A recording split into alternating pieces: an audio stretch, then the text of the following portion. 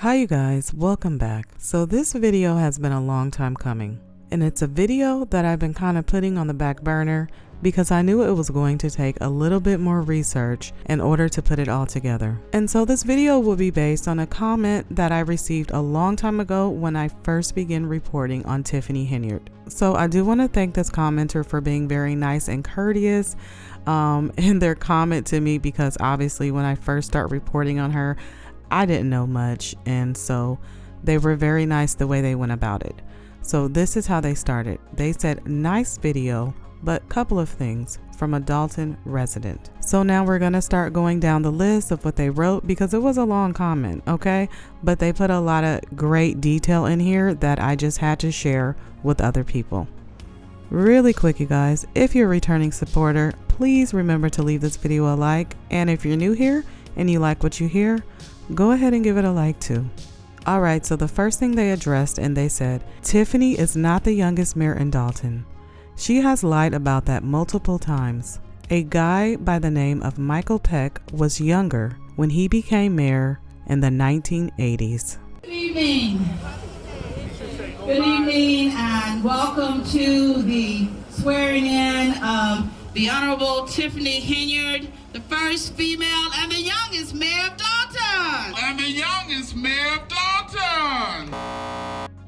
Tiffany Henyard was not the youngest mayor of Dalton. Michael Peck was the youngest mayor of Dalton at 36 years old. In fact, a vlogger once wrote about meeting Michael Peck. He wrote, "I remember Mayor Michael Peck of Dalton. I once visited his office with the intention of starting a Dungeons and Dragons group and needed approval to use the village meeting space. Yes, I was a D&D playing geek and I loved it. I will never forget walking into the mayor's office. His desk was adorned with various figures showing less than flattering caricatures of black men and women. Some of the statues had pins stuck in them like something out of voodoo, and others hanging by a rope. No attempt to hide such figures, as they were an open display for all to see. All he needed in that office was a KKK outfit to complete the ensemble." Wow, Tiffany not looking so bad now. You guys know I'm just kidding, right? But in comparison, all right, that's not what we're here for. Let's go ahead and move on.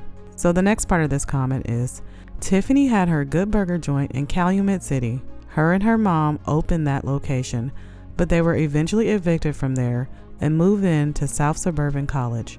She also ran a food trucking business, but that failed due to unsanitary conditions, and she couldn't get along with any of her employees." Imagine that. I can't imagine. I can't fathom Tiffany Henyard not getting along with anyone. That's crazy. Okay, next thing on the agenda is the planning. Trustee Henyard. Happy New Year's, everyone. Thank you guys for coming out. I know it's really, really cold outside. Please bundle up. Next, I would like you guys to know, if anyone's looking for employment, I do own Good Burger Restaurant. I am hiring. Hi, sir. I'm Tiffany Henyard from Chicago, Illinois. I am currently the owner of Tiffany's Good Burger and Soul Food, located at 634 Burnham in Calumet City, Illinois. The police department, the fire department, public works, housing, building, and water department. Now, please forgive me if I forgot a department, but tomorrow I am feeding everyone, courtesy of Good Burger. I announce this every board meeting. This is my last chance to let you guys know that I am hiring. I'm opening a new location over at South Suburban College. And for those trying to find us, you can track our food truck or follow us on Twitter. Just go to our website, loveagoodburger.com. Again, that is loveagoodburger.com. You guys can stop at my location. I'm located at 15800 in South Holland. 15800 State, I'm sorry, in South Holland. Again, I'm feeding the staff here in the village of Dalton. That's all the departments. So any officer, firefighter, you're on duty. So if you do not need a job, please patronize. We will be open from 7 a.m. to 3 p.m. Monday through Friday. I'm looking for cashiers, cooks, line cooks, assistant managers, and managers. My business is a fast food carry-out restaurant. I am seeking $100,000 for 10% of equity in my company. Lunch, I am feeding you guys lunch from 11 until 2 p.m. So if you want lunch or if you guys are on a different shift, you can come in and eat breakfast. If you want, just let them know. I will be there between the hours of 11 a.m. and 2 p.m. again. And I also have a location at Perry State College, and that is located at 202 South Halsted in Chicago Heights. Again, I am hiring. If anybody knows of anyone that needs a job, please reach out. And the Good Burger number is 708-888-1401. Our phone number is 708-801-9980. Again, that number is 708-888-1401. The funds will be used to purchase 2 more food trucks, but the problem is, it's not enough for me to go around. Feeding all the staff here in the village of Dalton. Please come inside the college. Again, South Suburban College location. And if possible, Chief Collins and Dyer, can you please send an email out to your staff so all the stations know y'all have cook, fire department, police department, y'all can come eat with us. Again, Matt as well. End of my report. Thank you. Last but not least, please, if you guys have a business opportunity or anything in life that you want to just excel at, please just jump. And what I mean by jump, you have to go and try. If you don't try, you will never know where you will be a year from now. So yeah, while that's good advice, her burger joints didn't last, due to unsanitary conditions, not paying the rent, sound familiar, and not getting along with other people. So it was involuntarily dissolved in October 2022. I've been in business for 4 years. 4 years. That's amazing for a restaurant startup. Most restaurants fail within the first 2 years. We bake, stuff, and inject burgers with special sauce. How about that? Last year, I didn't have 2 locations. I had 1 location, which is at 634 Burnham. This year, I opened, 2017, I opened up 2 locations, which is the Chicago Heights location and the one in South Holland. And again, I inject it with special sauce. That's right, the Good Burger homemade sauce. And there you have it. Now, you know that's not fair, sneaking up on a man when he's eating a Tiffany juicy burger. It's just so many things wrong with that statement. So anything's possible if you just believe in yourself and you just jump. End of my report, Mayor. Give me an application. No problem. What you want to do, cook? I'm part-time mayor, so what's the minimum wage? Everybody look to start off depending on experience. Okay. I got Wilma's barbecue down there. I can make some barbecue. So, all right. Thanks, trustee. No problem. No jokes. Okay. Next thing on the agenda. All right. Next part of this comment: Tiffany ran with Riley Rogers in 2013 as a trustee on his slate. Riley was picked by the Thornton Township Supervisor at the time, Frank Zuccarelli, to run against Ronnie Lewis, the mayor of Dalton at the time. Frank was a political boss who bankrolled his entire slate. That included Tiffany Henyard. Tiffany went against the mayor when Riley's relationship with Frank began to sour. In fact, when Riley was running for a second term, another trustee, Stan Brown, ran against Riley. Stan was bankrolled by Frank, but eventually lost because another trustee, Dwayne Muhammad, split the vote with Stan. So now we're just going to look at some footage that will give you a better insight of what Dalton politics was and still is to this day. I want to make this clear too. When she says they ran with her, she ran with the last mayor. That's correct. She ran with Riley Rogers. She ran with Riley Rogers and fought him tooth and nail. That's correct.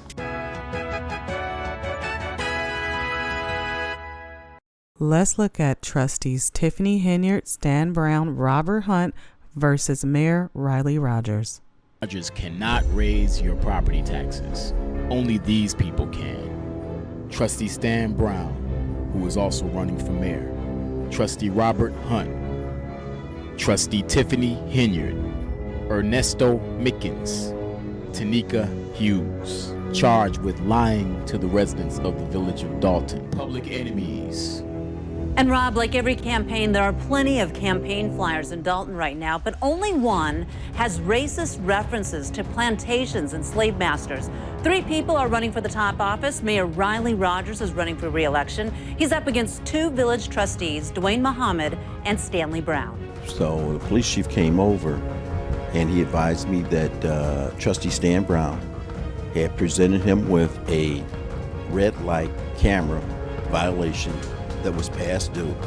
I found out it to be a red light camera violation for Frank Zuccarelli. You know, you don't fix tickets.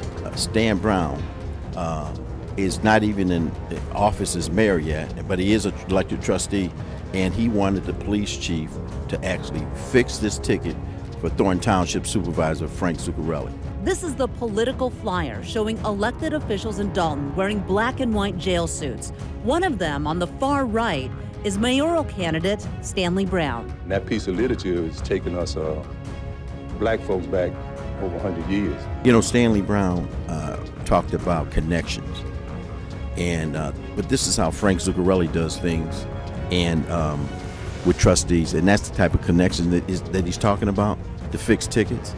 Now, that's the way that Frank Zuccarelli runs things, but that's not the way I run things here in the village of Dalton.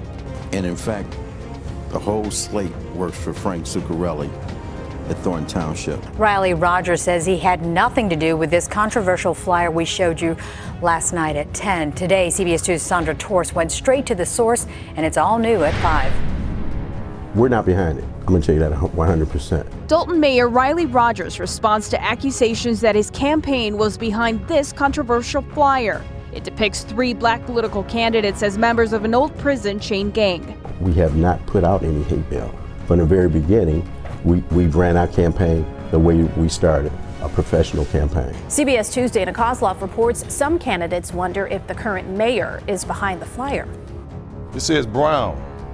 Thought Uncle Tom's were long gone. Dalton trustee and mayoral candidate Stanley Brown says this racially charged letter showed up in his mailbox along with flyers scribbled with racist remarks. I'm disappointed. That mail arrived just days after this flyer appeared in the south suburb. Brown's face is superimposed on a chain gang figure along with the faces of fellow trustees Robert Hunt Jr. and Tiffany Henyard. And part of the obstruction that I faced was that these 3 trustees voted against the donation of the bank building that we received for our village hall. On the motion to accept the donation of the MB Bank building, Trustee Vendel. Aye. Trustee Pearson. Aye. Trustee Smith. Trustee Hunt.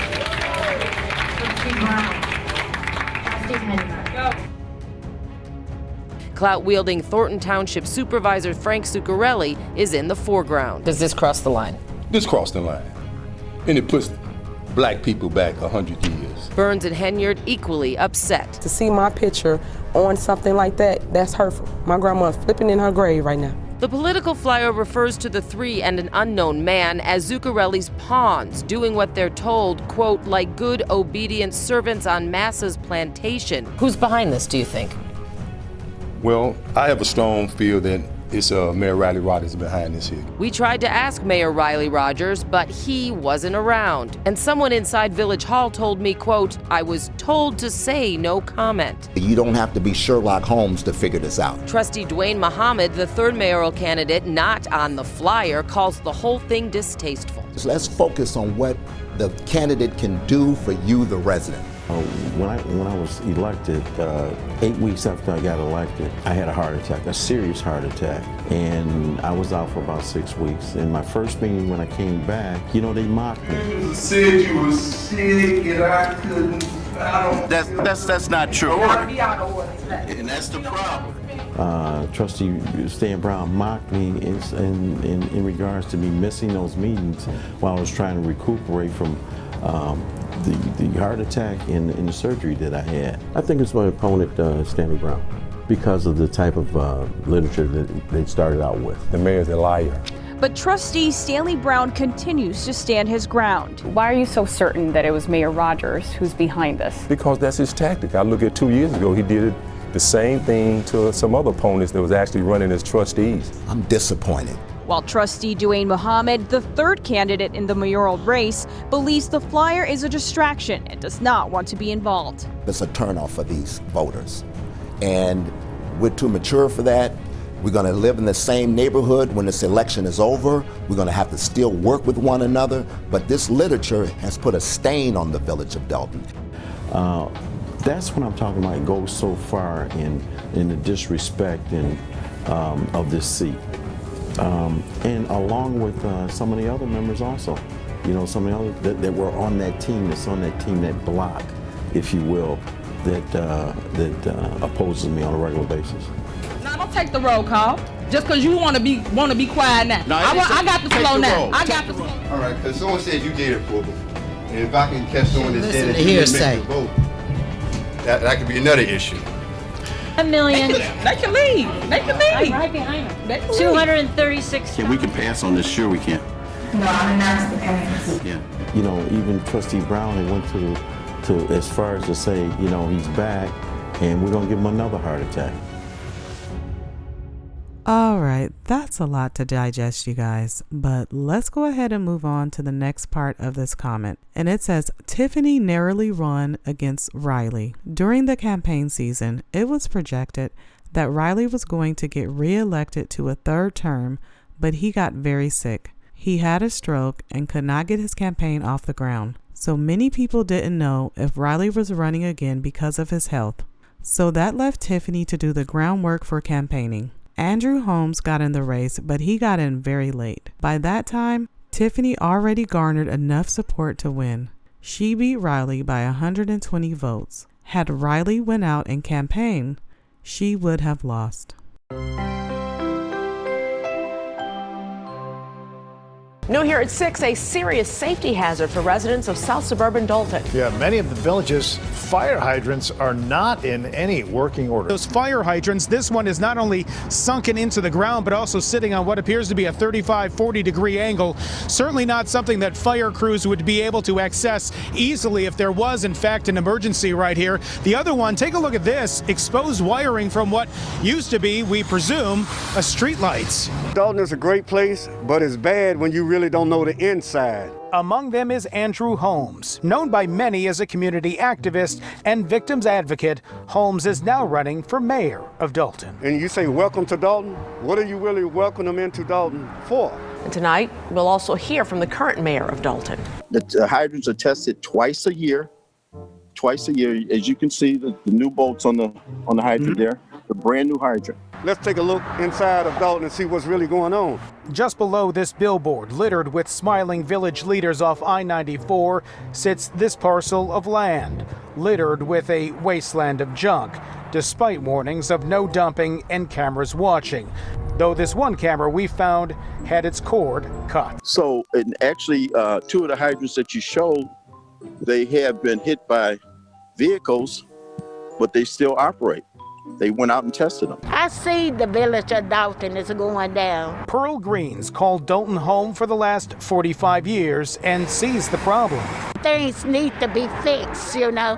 One of the most glaring, fire hydrants like this one. The only one here for more than 2 blocks, a resident telling us it's been this way for the better part of a decade. These houses get caught afire. Where you getting the water from? If it's on this end over here, now you got to run across the street to the Chicago side and get their water. It shouldn't have to be like that. By looking at that, you know, that's wrong. A wrong, says Miss Pearl, that should be righted. For her and Holmes, it comes down to safety. We got to adjust what we got to do to save some lives. And this is what it's about, saving some lives. Because if it's a liability risk and it's a lawsuit, guess who paying? Taxpayers, and they shouldn't have to. And Mayor Rogers says as village trustee, Holmes has the ability to bring these problems to light. He says the claims are politically motivated. Talk about when you got with Tiffany and when you got with the Dream Team, it was you, the whole team. Talk about that. So we had a couple of meetings and I was asked to be on the ticket. It was myself, Jason House, Kevin Bowens, Allison Key, who's the clerk, and Tiffany would be the mayor. We started off strong. We started off, you know, we're gonna be the dream team. It's gonna be about change. And we ran through 2021, through COVID, knocked on doors, talked to people. But you know how sometimes you can always see somebody who they really are, but you try to ignore it? Yeah. The signs were there. The signs had been there in the beginning through the campaign. So Trustee Kiana Belcher admitted that there were warning signs there, but maybe they were already too far in the race. So let's move on to the next part of this comment, and it has to do with Tiffany's supervisor salary. The township supervisor salary was expected to go down to $50,000 if she was to win her first election as Thornton Township supervisor. Because she was appointed as township supervisor, she inherited the $250,000 salary that Frank Zuccarelli was making. The reason Frank was making this is because he has been supervisor since 1993 and the salary grew on the rate of inflation. Once a new person is elected, it will go down to $50K. To deter people from running against her for supervisor, she had the trustees pass a resolution making her salary the same as now if she gets reelected, but if she loses, the salary will go down to $25,000. The trustees agreed with this because if they lose, the trustee's salary will go down to $5,000. First, what some say is a sneaky move to keep a controversial township supervisor in power.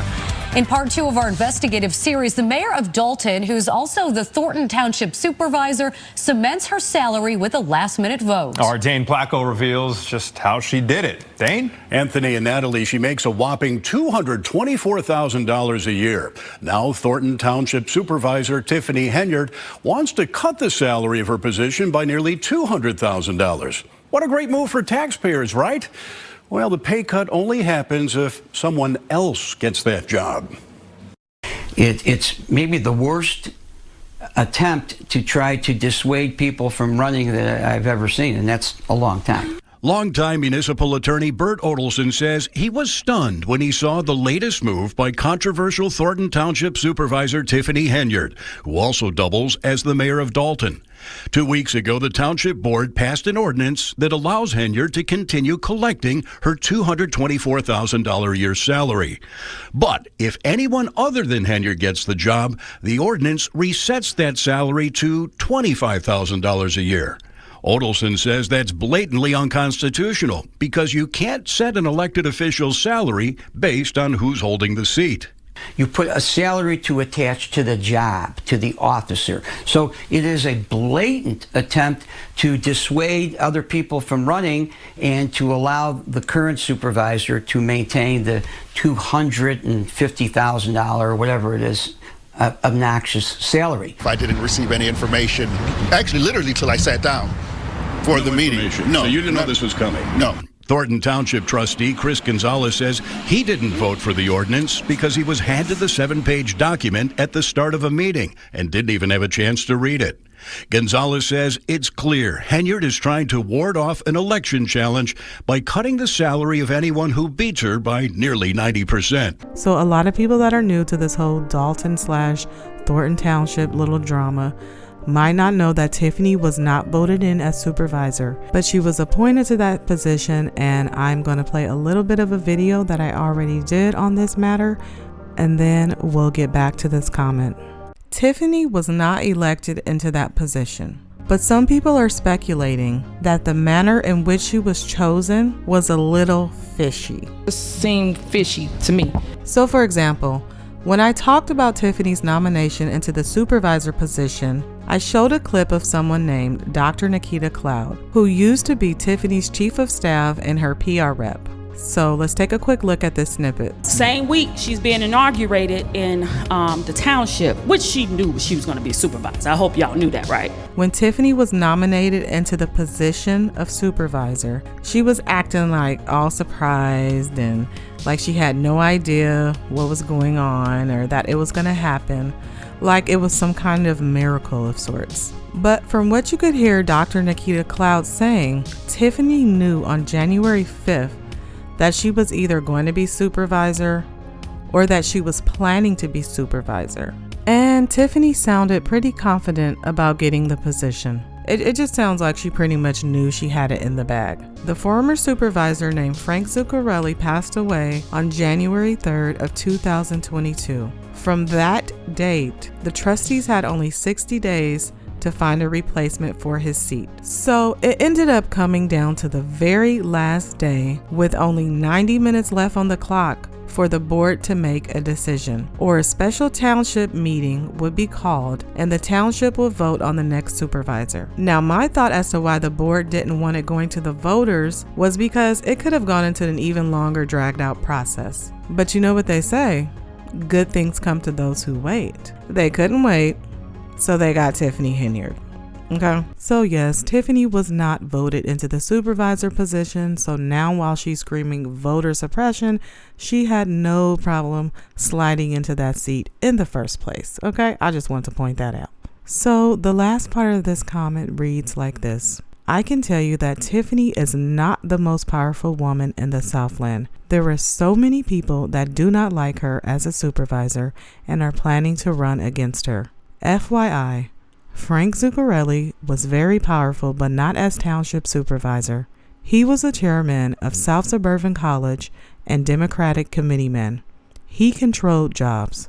That's what made him very powerful, as well as steering away from controversy. You would have never seen mayors going to the news station voicing their opposition to a proposal sponsored by Zuccarelli. Tiffany is definitely not the most powerful woman. That title goes to Robin Kelly, Congresswoman of the Southland of Cook County. And I just put a little picture up there of Robin Kelly that they're talking about. So you guys, I hope you appreciate all my effort into digging up some of this information. Some of it was easy to find, some of it was a little bit harder. But anyways, if you enjoyed the video, you guys, please remember to leave it a like. And if you're new here, subscribe. I do want to thank all my returning subscribers and all my new subscribers, all of you guys. We are at 12,000 now, and I am so appreciative of that. So I wanted to take the time out, go ahead and get some of you guys up on the screen. Thank you guys. I hope you continue to come back to support, and I will continue to provide content for you. Thank you so much for watching. I will see you guys next time.